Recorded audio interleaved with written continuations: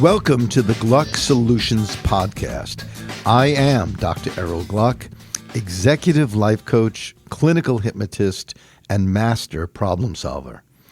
Today we're here with Hattie Retroage, a self-described cougar who at almost 76 years old embraces her insatiable sexual appetite, having sex with 30-year-old men, and encourages other older women to embrace their sexuality.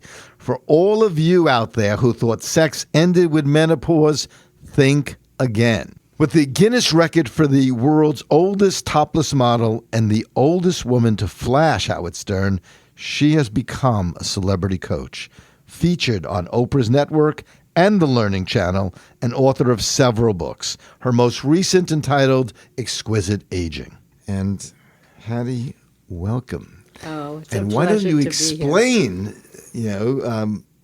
a bit about yourself? What do you do? How did you become who you are? It's fascinating. I think that somewhere there's Brooklyn in your background, yes? Born and bred in Brooklyn and then moved to Manhattan. As well. Yeah, I did that too. There you go. Now, strangely enough. That explains your strangeness, yes. I've been practicing. A lot. A lot, darling. Yeah. Strangely enough, most people never think in terms of aging when they're preschoolers. That sounds like really bizarre. But that's what it took to make a person like me. My mom, who was a Russian immigrant, used to meet a lot of Russian ladies in the steam baths in Coney Island in Brighton Beach. That's in Brooklyn. And there I would be, 4 years old, clutching at the floor, hoping to get out of there and have some frozen custard. And I'm looking up at these ladies. Now, that's not the best view of women, down looking up. And they were meeting me with their breasts and their rears and their thighs. And I'm looking at varicose veins and all sorts of other stuff. And I made a vow at 4 years of age, if this is what ladies look like, I will never be a lady.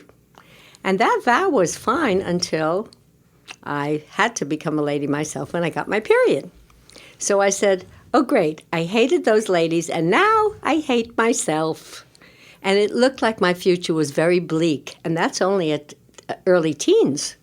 So, Dr. Gluck, you can imagine what that is psychologically, right, for a teenager? Well, absolutely. Now, I would say that most children actually do think about death, and they do have fears about it.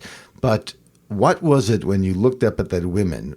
Why did you equate their bodies to somehow to deterioration? Meaning, what went off in your head? And why did getting your period, how did that connect to growing older and eventually possibly dying? Was there a fear of death going on with you? No, I don't think it had to do with death, although I totally agree with you. In terms of preschoolers, my granddaughter said to me just a while ago, she said, Grandma, you're not going to die very soon. I said, well, what do you mean, Kika? She said, you don't have enough wrinkles. Oh, Hattie, you're never going to die. And when you do, we know how it's going to happen. I'm prone to that. In any case, so yes, it also had to do, and I don't know with how candid I could be on it had to do with smells as well. Okay. And as I grew older, I only wear vintage French perfume from actual flowers and things like that. So I did not know that I was a healer, and that came out later in life. So my sensitivity to the body, to smells, to looks, to veins, to any of those things. A child has totally smooth skin. They see veins, they see hair growing here and there, moles and whatever else, maybe even one breast if a woman had a mastectomy. I got scared. Right, However, as God would do for individuals, I made it into performing arts high school, and I became a dancer. So let me ask you this question. Dancers are normally tortured for not being in perfect shape. Right. Where if you're not thin, and in many parts, in many cultures, if you're not thin, you're inferior. How did that affect you? And what was the emotional impact on you now having to have a perfect body? Well, since I already had a lot of body hatred, then I joined in the camp of dancers hating their bodies. Now, what was your body hatred? Tell me exactly what it was. What didn't you like?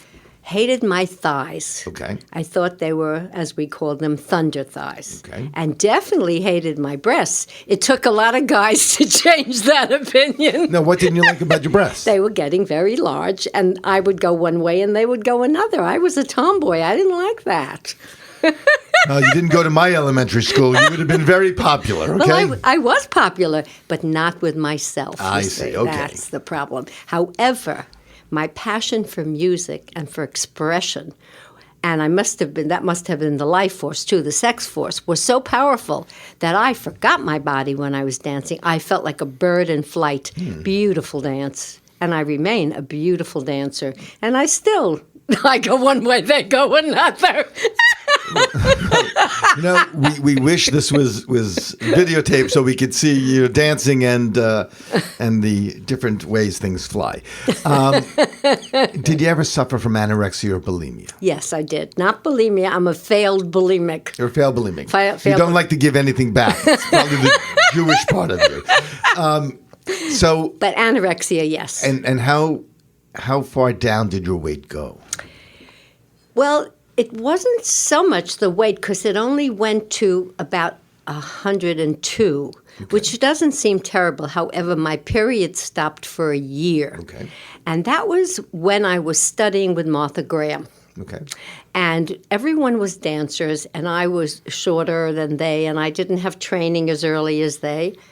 So I said, I may not be the best dancer, but I could be the most disciplined and the skinniest.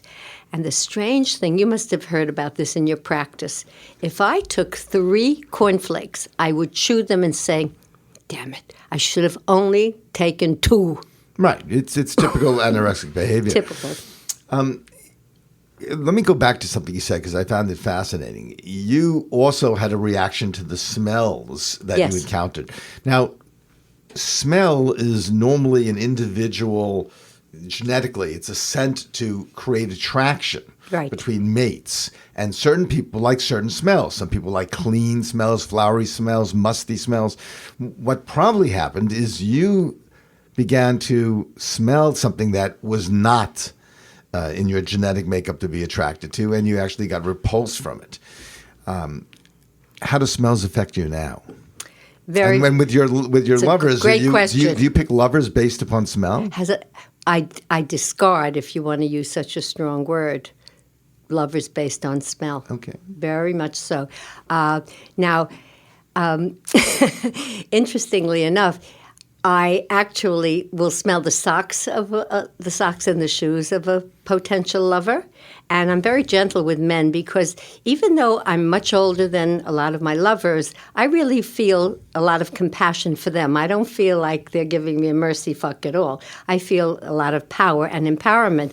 So I might say to someone, gee, you're a fascinating man, I'm very attracted to you, whatever. I don't think we're a match. Yeah. Excuse me. My name is Hattie. Can I have a sock? How does that work, Hattie? Excuse me. I thought we were good for each other, but we're actually not. Yeah, it is. It is one of those things. Now, this doesn't mean I dislike smells of a gym. And believe me, I get turned on by a dressing room. I once went into the Canadian hockey team dressing room, and that was fine with me. But it's just there are odors. And because I'm a healer and I have that in my heritage, at some point we might talk about that. But years ago, decades ago, and centuries ago, doctors and healers would be able to diagnose a disease from a smell. That's absolutely correct. So I guess I was picking up not only on something that might be unpleasant, but not healthy and not really clean. Okay, so just like some dogs could smell cancer or disease, you have that empathic nose that was able to actually possibly smell some physical pathology that you didn't even know what it was. That's quite interesting, actually. Well, it's really gorgeous speaking to you because there's a lot of lightness in my life, as you can imagine. And I did have a lover as a fireman, and he was fabulous. Interestingly enough, he was far younger than I and really buffed and terrific to be with and a sense of humor, and we laughed. And I asked him once, aren't you ashamed of being with an older woman? He said, are you kidding? I go to the firehouse, and they were all jealous. However, he was in 9/11. And when he came to me after 9/11, he was not the same person anymore. He had all sorts of illnesses that he spoke to me about, growths on his lungs. So that's when there's an interface between the joy and the excitement of sexuality and sex and the reality of not being healthy. And that's part of the reason older people may not be as sexually active as I, because all sorts of things are going wrong in their bodies. That makes a tremendous amount of sex. Now, I know, as I said, you have this insatiable appetite for sex, but do you prefer younger men or do you just like sex with any age? Prefer younger men. Now, why? Well, this is like... This seems like a question that doesn't need an answer. No, it does need an answer. Okay, so I will even talk about it beyond the issue of sex. I am... at all points in my life, always looking for new projects. I was a dancer and then a dance teacher and a costume designer and a movement therapist and a psychotherapist and a writer and a poet. And now I'm a holistic life coach. So I'm always coming up with new things, new ideas, new excitement. That's me. When I was with older men, God bless them, they were quite successful.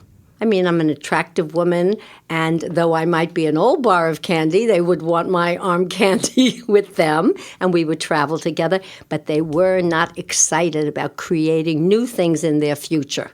And it's that excitement that turns me on. New ideas, new projects, new possibilities. I hear what you're saying, but I can't fully agree because usually people don't grow up, they grow older, but some people who have that creative spirit are eternally young. We get older, but our minds really stay. We close our eyes, we're all kids.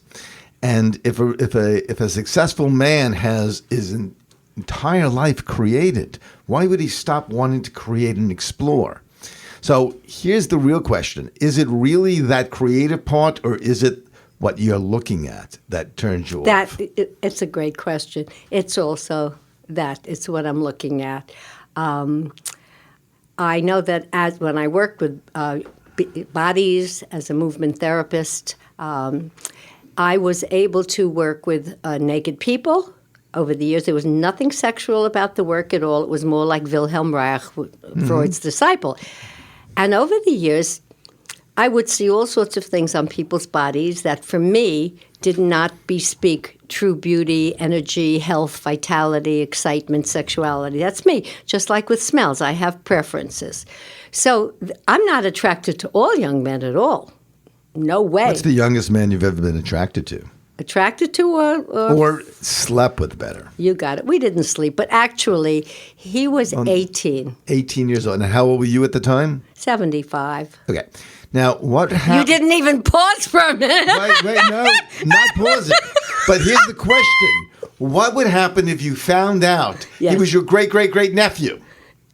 What, we're not going to have idiot children from the blood mixing? Oh, okay. So it doesn't matter because we're not having kids. Right. Okay. But that's one of the jokes when people say to me, like, really seriously, what is it you see in younger men? I mean, so I say, I don't know.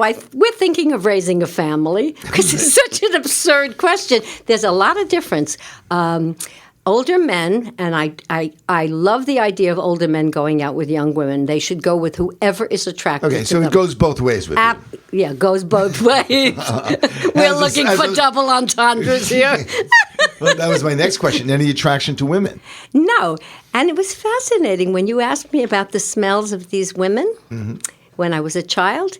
It's very possible that the smell of females in particular is not something that turns me on. That makes a lot of sense. So, no, I have not. However, when I was on the Joy Behar show, she asked us, what turns us on?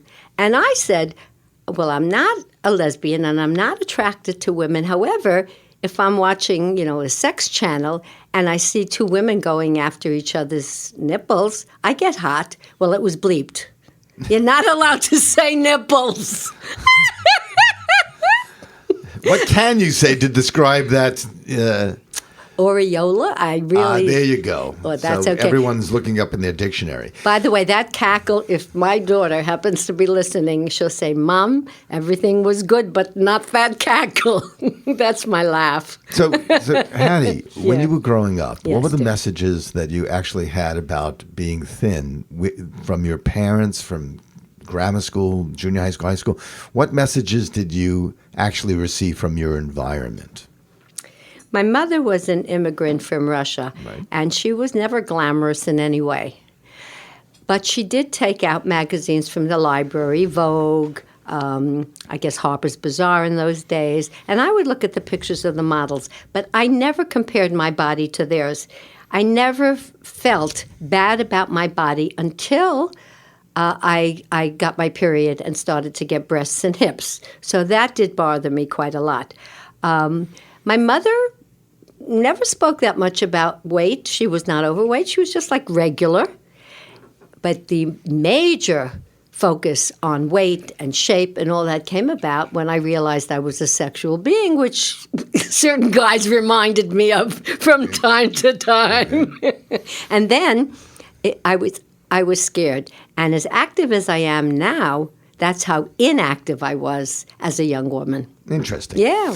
Now, I always say when you want to understand anything, you use two models. You use the model of the cave, the anthropological model of how humans evolved, and you use the model of the atom. What's the molecular reality, the how the brain itself works.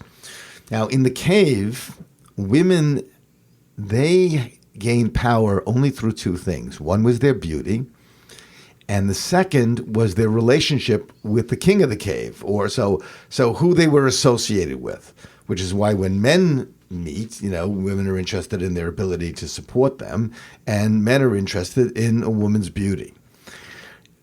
You mentioned before that the fireman, was absolutely thrilled to have you. Yes. Now, at that story, how old was he and how old were you? Well, that would have been 10 years ago, so I was 65. He had responded to an ad for men under 35. Okay. So I guess he must have been 34, and he literally said, I just made it. So, Hattie, for you, tell me what the relationship is between sex and love, and do you believe, well, first answer that question. Sex and love. Is there a relationship, or sex, and love? It depends on the individual. With me, I love sex so much that I would equate sexuality and love. However, there is a difference between sex, love, and being in love. And the being in love is what I crave more deeply than anything. I get the love, the feeling, the nakedness, the expression, the kissing, the licking, all those beautiful things which I love, and they express love. But that does not translate into being in love. That's where the distinction is for me. Now, everybody doesn't love sex. When I was married for 25 years. We had sex about twice a day for 23 years, and then we pared it down to once a day. But it was something that seemed like natural. Now, most people listening to this podcast are saying once a day, I have sex once a month. Now, obviously, there was some attraction. Oh, yeah, he was a dancer. He was a dancer. Why did the marriage end? Well, what happened was when the children left the house to go to college, actually before that, I wanted my children to go to Ivy League schools. And we as dancers and having a dance school, the School for Creative Movement, we didn't make enough money for that. So I said, since people are always asking me for advice, I'll become a shrink. Okay. So I went to shrink school, and as beautiful as that experience was, and it was, I had a fabulous supervisor, Ben Marinucci, marvelous. I know him to this day. And the dean became my patient. And so there I was excelling. Now, when we had the dance school, my former husband was the star. I had no problem with that. He's a great teacher, a great dancer, great granite butt, terrific guy. He cheated on me. And I stayed with him. So when people think that's what broke up my marriage, it wasn't. What broke it up was he was studying to be a shrink, And I was studying to be a shrink, and the kids were leaving the house, and I had all this mothering energy in me, and I became really successful. And he actually knocked at the door when I was working with a new patient. And when I came out, he said, "You should have come out. I was waiting for you." And he came home and said to my daughter, "I'm divorcing your mother." Now, he didn't mean that. But the word divorce was so odious to me that I clamped my legs shut, and that was the end of it. I didn't do that when he had affairs. Nothing. Marriage vows. But to say divorce to me, no fucking way. And so I moved out. Okay. And then I stayed with it. You want divorce, Now, honey? You're going to get it. You were monogamous with your husband, correct? Monogamous not only in action, in brain. In brain. Oh, yeah. So do you believe in monogamy? I happen to believe in monogamy, absolutely. Okay. But that's because it's so tied in with this in-loveness.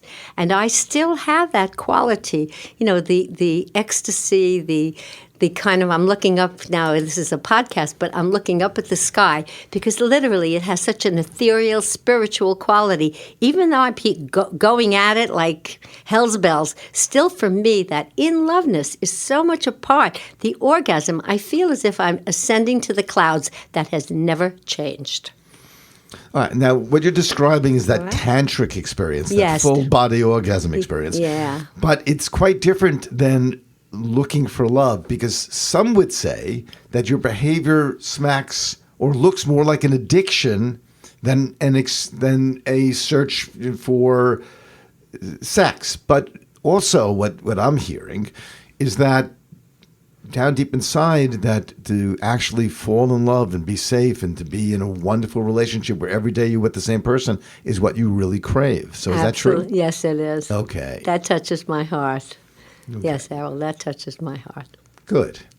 Well, all of you out there, you have the ability to actually meet Hattie. She would be a wonderful wife, and you would never have to worry about having sex once a month. I guarantee it. Actually, you'd have to have your heart checked before actually going out with her.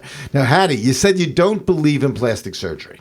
Now, explain that to me, because at the end of the day, it appears that you embrace youth and that you're very sensitive to things like veins and wrinkles and so on and so forth. So, and you're sleeping with men as young as 18. Why not change your body so that it's more comfortable for some younger men? Well, actually, it wouldn't be more comfortable for younger men because, like what I say to women is, you show me the dick that's saying I'm not going in there, they're cellulite. They ain't on this planet, honey. If the guy is attracted to you, he's not thinking cellulite, varicose veins. It's you who are thinking those things. So certainly, when I'm out there and I'm naked after I was married, divorced, I was married 25 years, I'm thinking, gee, no guy's going to be attracted to me because I was so critical of myself. But guys have proven to me they're the ones who overlook all these things. But it goes deeper than that. Mm-hmm. As I get older, I cherish the gift of life. I cherish my sensitivity, my capacity to love. I cherish the moisture that I have on my body and my desires and my reaction to music and my capacity to orgasm. And the biggest change in me happened last year. And what happened last year? Well, having been a dancer all through the years, I wore out the cartilage in my hip. Okay. And I tried the equivalent of stem cell, which is PRP, blood spinning. It did not give me any new cartilage. And so I had no choice but to have hip replacement, total hip replacement. When I first heard I needed that, I said to the doctor, well, I'd rather be dead. However, that didn't work out. Not that I tried suicide, but it was just my rage at having to go under the knife because I'm such a holistic fanatic. So I was on my way to the hospital for special surgery with what's considered to be one of the best doctors on the planet, blah, blah. And I found out that he does regular surgery and metal on metal, puts metal in your blood. And when I heard that this is what he does, and he's a specialist in this, they assured me, he's not doing that with you. But I said to myself, if he's doing that with anybody, I'm not going to that doctor. Cancel my appointment. And as God and fate and the higher power or whatever anybody believes in, a woman who I hadn't seen in 50 years, a former dancer with Alwyn Nicolai, came up to me at a show, and she said, Hattie, I remember you. You're limping. I said, yeah, Gloria, I'm limping. She said, what is it? I said, I need hip replacement. She said, don't you dare go to any hospital in New York, and I'll tell you where to go. And she led me to a doctor, bless his soul, his hands, his heart, or whatever. He did something called anterior surgery. He didn't cut any muscles. I was dancing. When I asked him, can I make love? He said, yes, missionary position for 6 weeks, and then after that, you're fine. Honey. Was that with him? Actually, my current boyfriend and he look almost exactly alike, and he's a doctor too. But I was saved from real incapacity. I got so much respect. I have a light scar. I love it. And now I say, if surgery can be used to give me a life, no limp, legs the same length, I can dance, I can run, I can make love, I wouldn't dare have a knife come at me to make my face a little higher or my tits a little higher or anything. No way. And this curiosity. I'm a very spiritual person, and I want to see what God has in store for me. Excellent. Now, I agree. Let me tell you where I disagree. In the same way that everyone has their own DNA, everyone has their own fingerprint, iris print, and so on and so forth. In the same way that you were turned off by certain smells, one of the reasons why men look at younger women is that they don't want to make the association of making love with their mother or their grandmother. The Oedipal. So, in fact, or they have a fear of death and dying, and being with a younger woman keeps them feeling young and vital. Right. So I would not say that every penis doesn't care about the outside. I would say that some don't and some do. So would you say that you happen, because you have such great sexual energy, that simply attract the people who don't have a problem with it, as opposed to saying that no man has a problem with it? Yeah, well, that makes sense. But I think that there are older men who have a problem getting it up, even with young women. So it isn't so much that the older woman is turning them off. You can assure me of that. Erectile dysfunction is more common among younger men. Yes, it is nowadays. More common among younger men than it is older men. Because what happens is there's, part of being a young person is their frontal lobe is not fully developed to about 18 to 25. Mm-hmm. So they have all these fears and anxieties. Every young person is struggling with fear and anxiety and rejection issues. So the level of anxiety among younger men is much greater.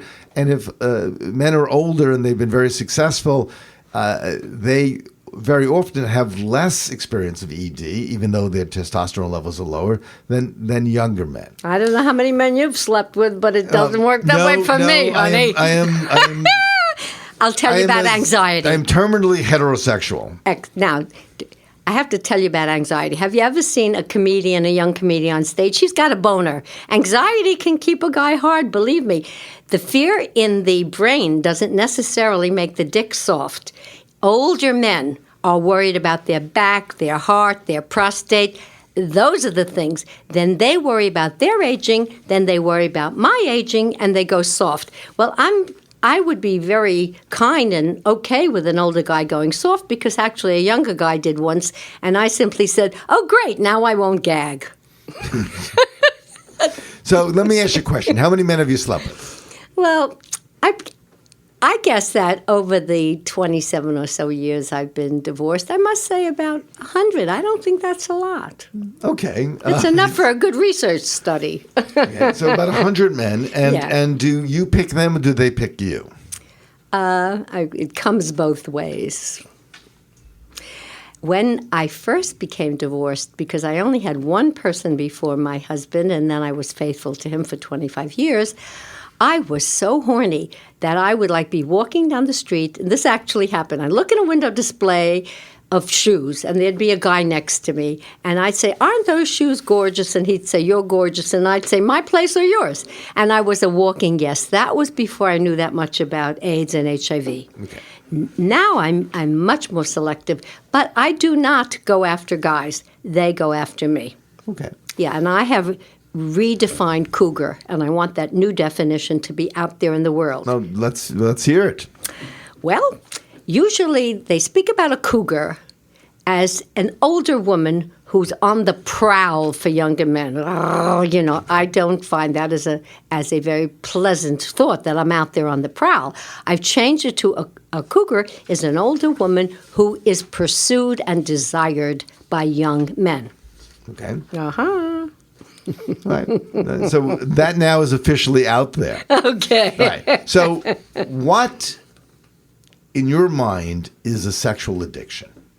And what is different from having an insatiable appetite and being open to sex at any time and being addicted to sex? That's a wonderful question coming from you and your background and the therapy you do with people. So I guess you've worked with addictions, and I have questioned myself on that as well. For me, when I was a therapist, I worked with addictions, cocaine, sexuality, whatever. For me, if a person's desires are very powerful and it throws off their behavior in other areas, to me, that's an addiction.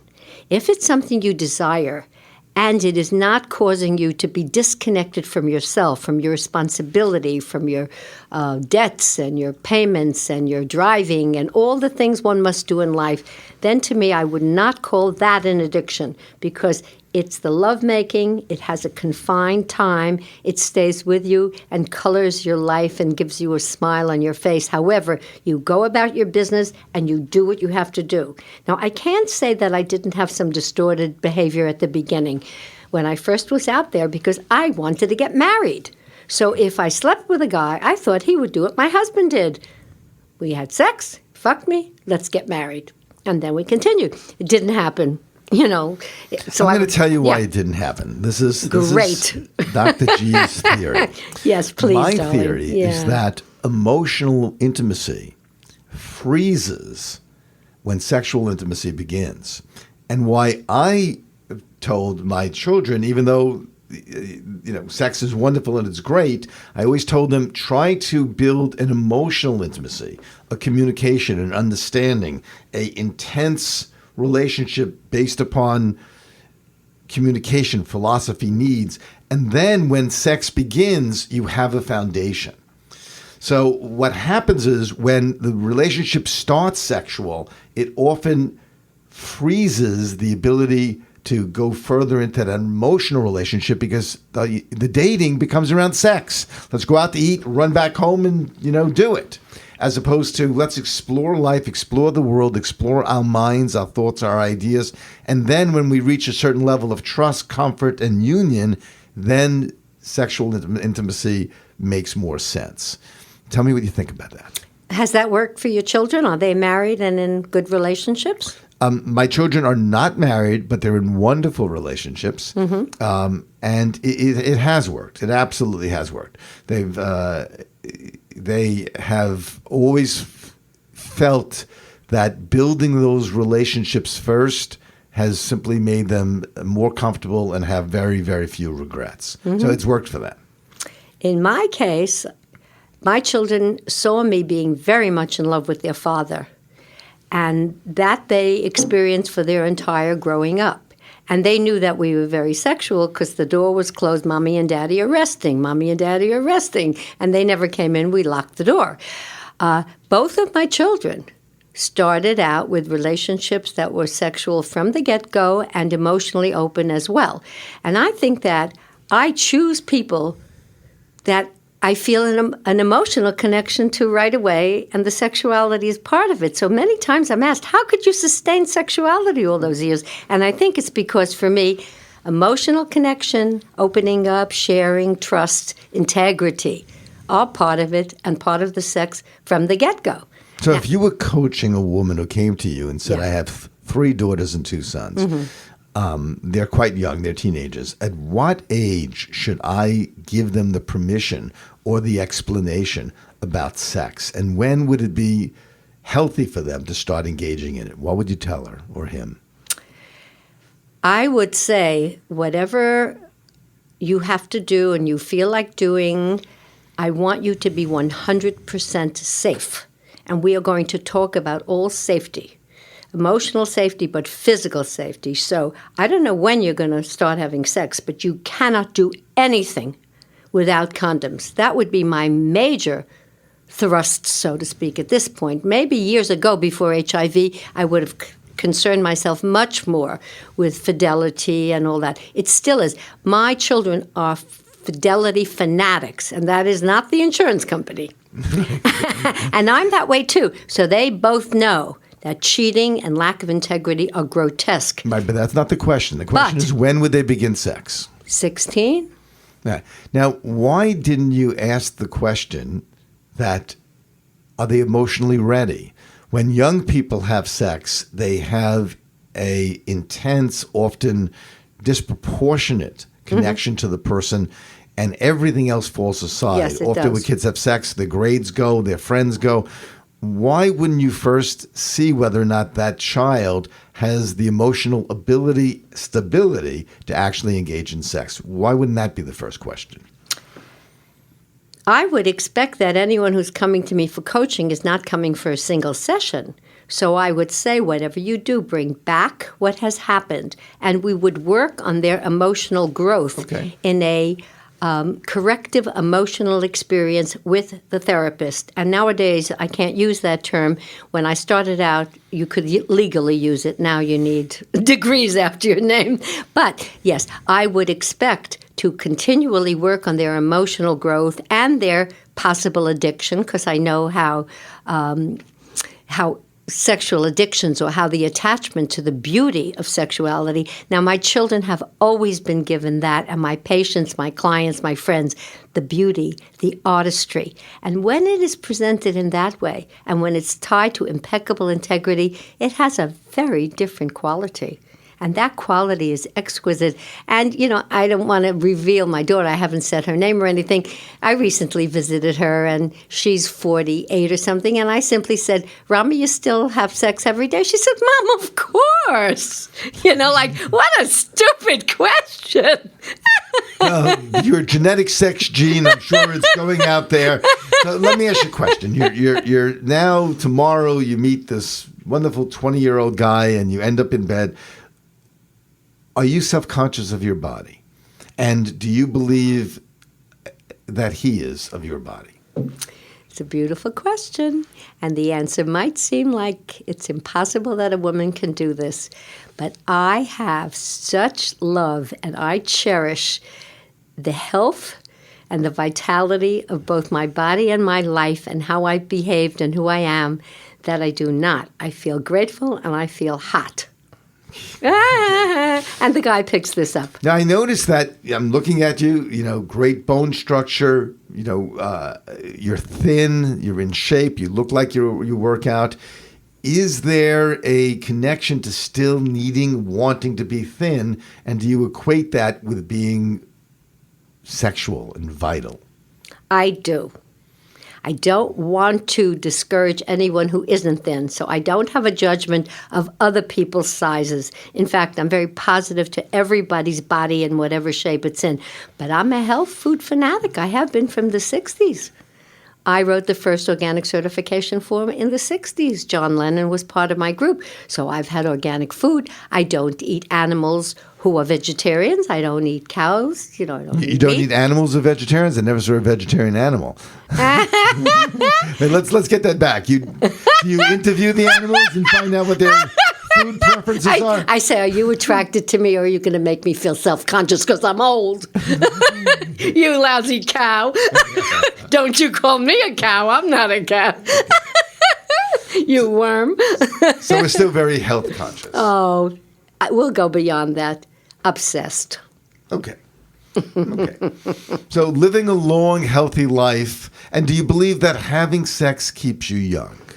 Yes, I do believe that.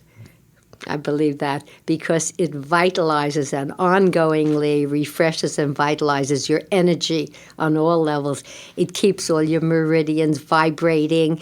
It's contacting the inside of the body. One of the things I feel about obesity, which is one of your specialties, is that with that much fat on the outside, there isn't that much consciousness of the inside. Now, this might sound very bizarre, But to think of the liver, the lungs, the kidneys, all that gets vitalized when you're having sex. That thrusting brings it all alive, and you could feel the throbbing afterward. So you get in touch with your center.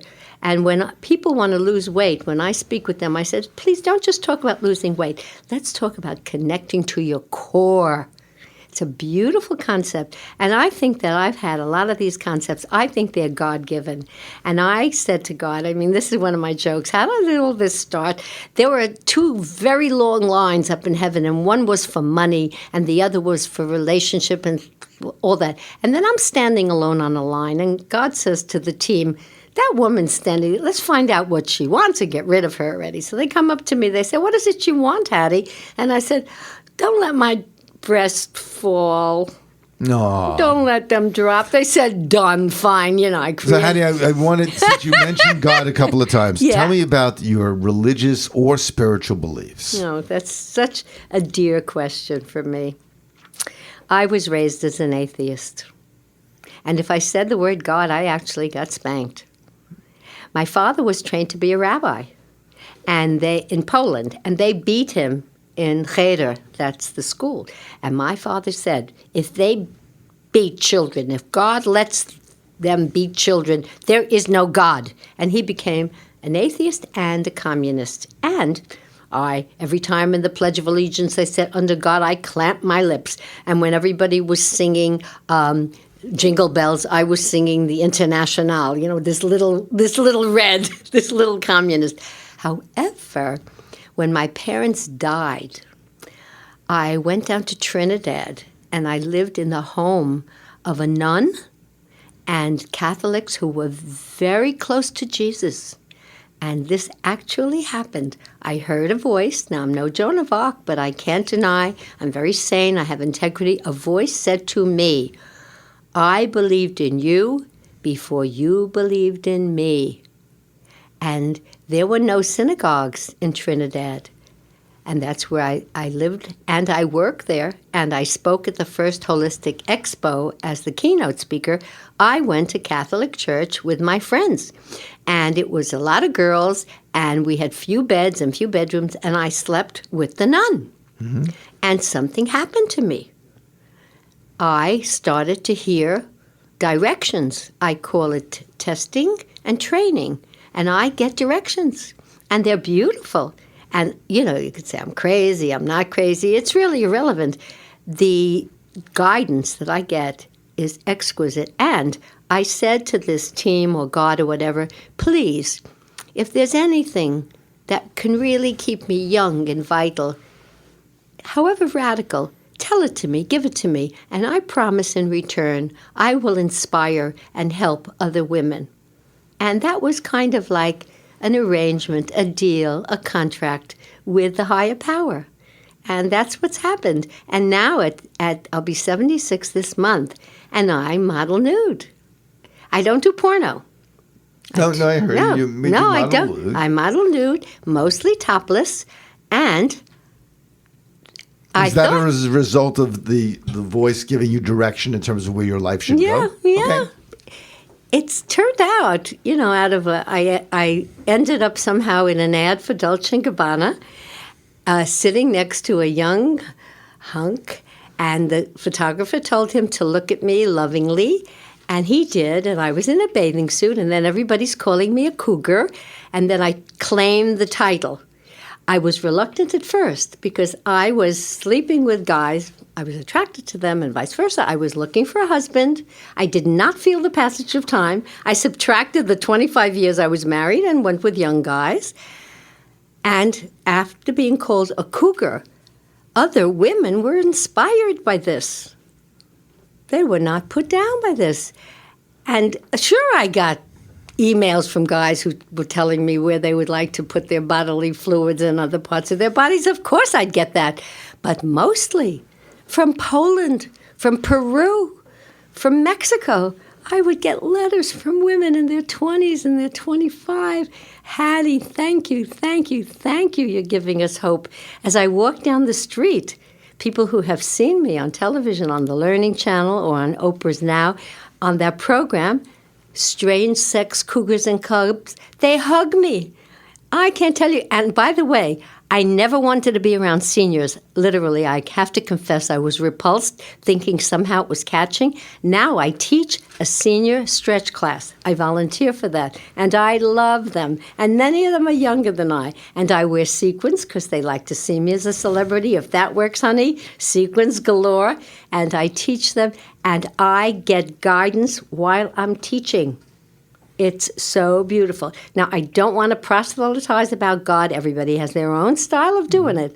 But whatever happened for this little atheist communist from Brooklyn, God came to me in his style and provides for me, and I'm very moved by it, and it's beautiful. And God has also said, Hattie, there is enough beauty on this planet to last you for a lifetime.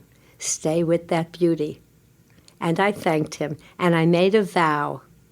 I will live with the joy and trust of a child in the face of adult knowledge of anguish, atrocity, and inequity. I know about that stuff. I don't live with it. I live with the considerable beauty. So, Hattie, what I'm going to say to the listeners right now who are yelling at the podcast, and they're yelling at you, what I would say is that I'm sitting in front of a woman who lives her belief, who has had an experience, whether anyone believes it or doesn't believe it is immaterial, but they live their belief.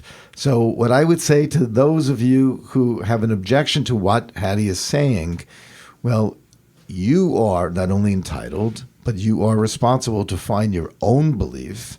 And I hope you live up to that belief with the same passion that Hattie, you live up to your belief. You brought tears to my eyes. That is, I could see what a fine therapist and counselor and everything that you do for others, because it comes through your voice, it comes through your eyes, it comes through your words. I really thank you for this opportunity. And it's one more example of God or higher power or whatever, giving me the chance to speak my heart and my passion and to inspire and put love and care and and inspiration out to men and to women for whatever choices they make. God bless them all. Here's what I don't understand. All right. One thing? You are only one thing. I actually know everything else. But once in a while. I'm dressed, honey. So here's, you have passion, you have desire, you have the need to question and to experience, and you have a insatiable appetite to learn. Why haven't you fallen in love again? I would think that you are most men's dream. What has prevented that? I have fallen in love 3 times since my divorce. Okay. It hasn't resulted in a relationship. Why? That is the question I would ask myself, and I ask God. And God would keep saying, I don't need you yet. I don't need you yet. And then very recently, a 38-year-old physician has said to me, now, I will say it's possible he's a pathologic liar, because I've had those. But he said, Hattie, I have been searching for a life mate, and it seems that you are that woman. Now, there will be a real challenge there. I don't want to get into details, but well, no, this guy is 6'4", and I'm 5'3", and so there will be a physical challenge. However, Hattie, you realize you just got into details. I do, okay. But I didn't use any vernacular, any actual descriptions. And I have been taking special herbs, so I don't have problems. I don't take hormones, by the way. I take special herbs, and they work. However, this is one way of God saying to me, Hattie, I have waited till you are 76. I have sent you a man of 38. He is a physician, meaning he has passion for healing in the way that I do. This man says you're his life mate. This man says he's not attracted to any older woman and never has been, just Hattie. And if this were so, and this is a gift to be given to me for the rest of my life, isn't that a message to put out? Well, you invite me to the wedding, and I'll put the message out. I love that. So, Hattie, how did Howard Stern treat you? He actually treated me deferentially. he started to have too much respect for me. And that's like the killer on a radio or TV program. Don't bombard me with respect, we'll fall asleep. So he starts talking to me.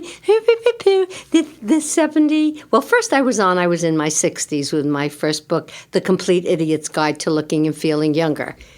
But I went on again with this book, which is my memoir, not Retroage, but Sex and the Single Senior, A Cougar Search for Love. That's a real memoir. It's not salacious, Sex and the Single Senior. I went on. And the first time, I was in my 60s, and he asked me if everything was real and blah, blah, blah, blah. This time, being in my 70s, he figures this woman, like, if she takes her top off, I'm going to, like, throw up, give me a paper bag. But I knew what was hiding under, or not hiding that much under my dress.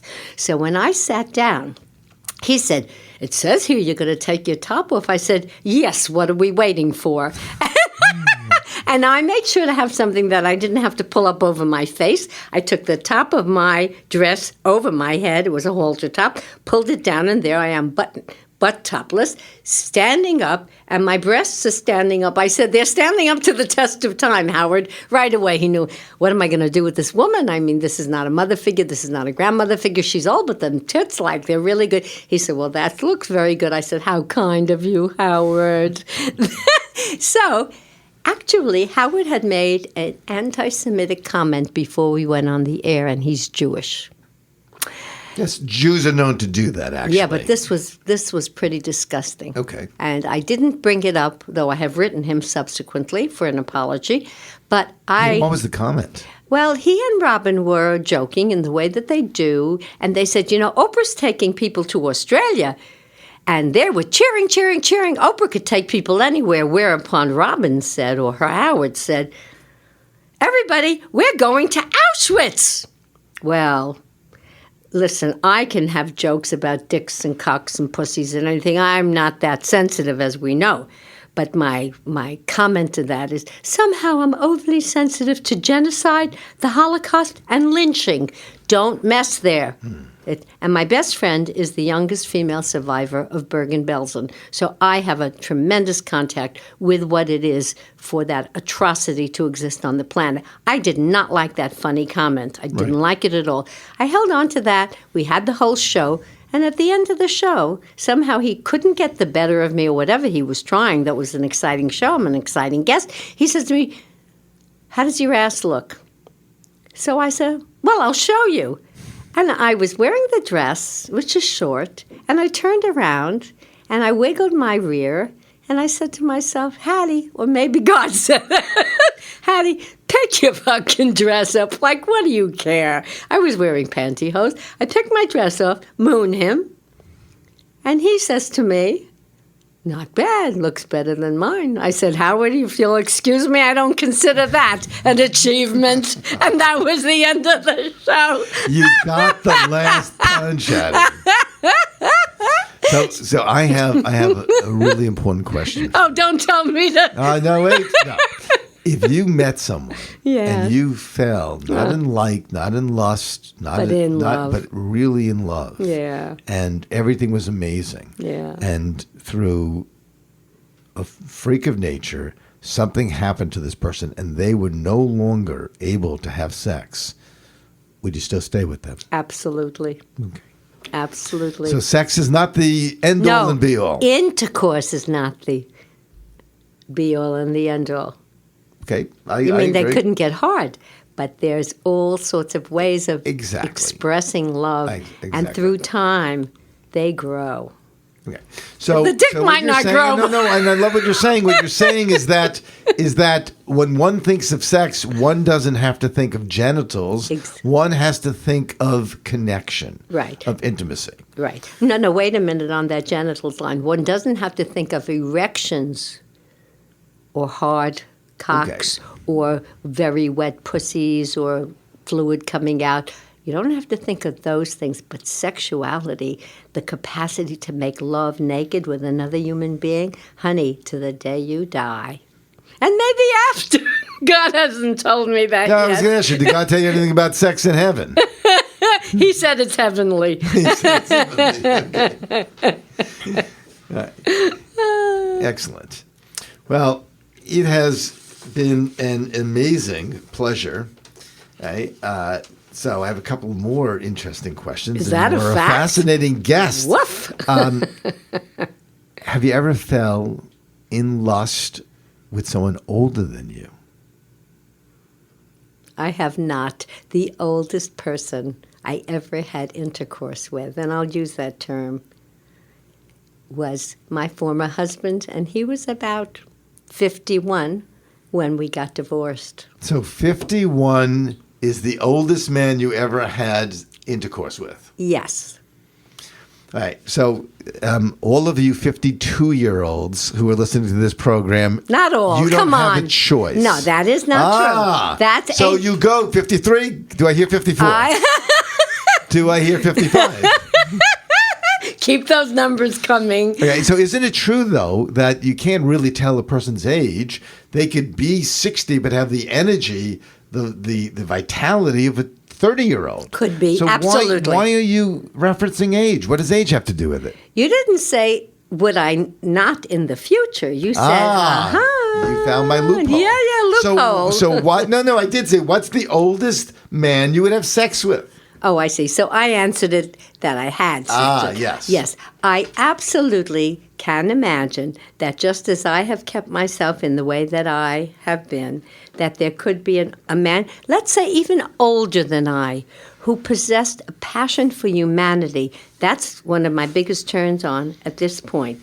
And if there's something about this person and the coordination and the connection between us had such power relative to life, because my life gets bigger as I get older, and I would expect that, I would be fine with an older man. In fact, I think I want an older man. Okay. And to have a life together with a powerful commitment to humanity that we carry through, and this sustains our love. My former husband and I had a major dancing school in New York. It wasn't just his body and his potency that turned me on. It was that he taught and I taught. We taught people dance, movement. You see, so this guy has to be someone who has such a passion for humanity, even beyond his passion for me. And together, we will make a glowing difference for humanity. And you can see on my face I do. How that you know excites what? me. I'm sorry that people can't see you because she has the face of a healer, incredibly passionate in her eyes. It's not just the sexual energy. It's the energy to embrace and heal. Now, so what I do in my practice, I do executive life coaching. I do rational cognitive coaching connected to clinical hypnosis. But tell me what you do in your practice. I hear it says body work psychotherapy. What do you do? I don't actually do that anymore. Okay. Partially from legal points of view, but also because having evolved intellectually and learning so much more about life from being older, I actually coach people, and they bring any sort of problem. No issue is taboo, and that's the most important thing of all. When I was a body worker, and I did psychology with them, psychotherapy, because I'm a trained psychoanalyst. I studied at the National Psychological Association for Psychoanalysis. The dean was my client. I know about Freudianism, defense mechanisms, and all those things. I use that plus therapy where I found defenses and blockages in the body and physically worked them through by going into what Reich called body armoring. So pathology can be held in the musculature, and I helped work that out with them in movement. I don't do that anymore. There are personal issues relative to my own health. I think I gave that service for a certain number of years. I descend from healers. My great-grandmother, Baba Chaya, was a healer in Russia.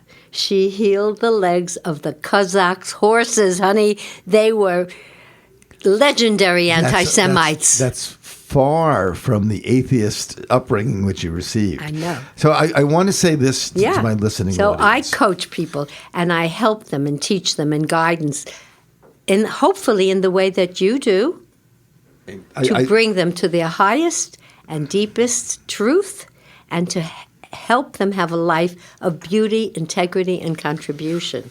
Excellent. And we're running out of time, but I want to say this to my listeners.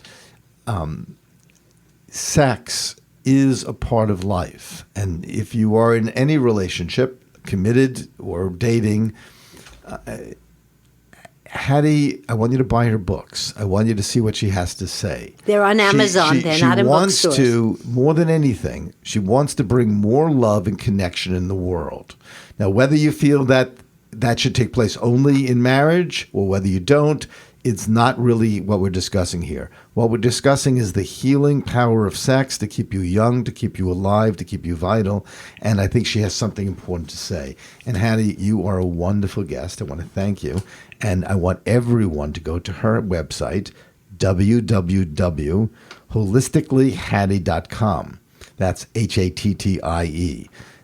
Order her books, Sex and the Single Senior, Exquisite Aging, and The Complete Idiot's Guide to Looking and Feeling Younger. My current books are Retroage, 4 Steps to a Younger You, and Sex and the Single Senior, A Cougar Search for Love. And those are on Amazon, and you just Google Hattie and you'll find me. So go buy them.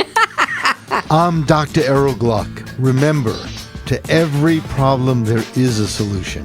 I am your problem solver. Please, go to our website at www.glucksolutions.org or call me at 212-599-3195. Till next time.